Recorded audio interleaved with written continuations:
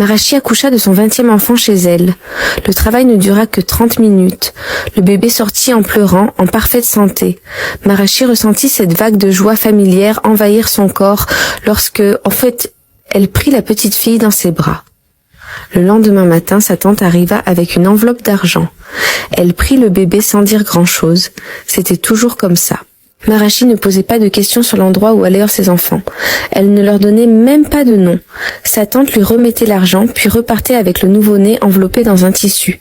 Marachi ne les revoyait jamais. 2 semaines plus tard, Sofia arriva de la ville, accompagnée de 2 assistantes sociales et d'une infirmière. Sofia avait maintenant 24 ans.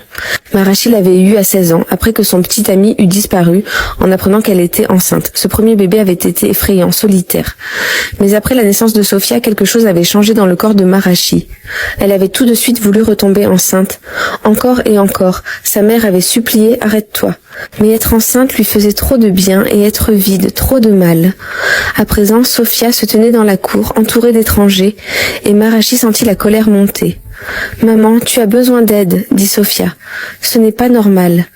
Je vais bien. Laisse-moi tranquille. Tu as mis au monde 20 enfants. Tu ne connais même pas leurs noms. Tu ignores où ils sont. » Marachi se détourna. « Ta tante s'en occupe. Maman, ta tante les vend. Elle vend tes bébés. La police la recherche en ce moment. » Les mains de Marachi se mirent à trembler. Elle ne voulait pas entendre ça. Sofia s'agenouilla près d'elle. « S'il te plaît, viens à l'hôpital avec nous. Laisse-les t'examiner. Si tu refuses, ils arrêteront tante et tu n'auras plus personne pour t'aider la prochaine fois. » Marachi resta silencieuse longtemps. Enfin, elle hocha la tête. À l'hôpital, en ville, les médecins firent des examens.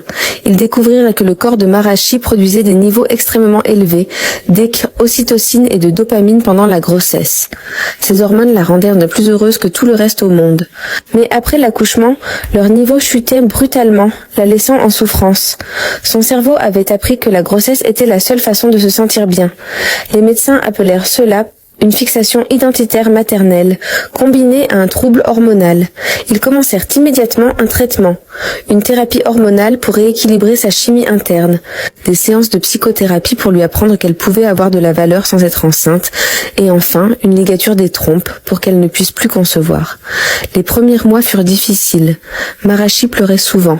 Son corps lui semblait étranger, vide, sans un bébé à l'intérieur.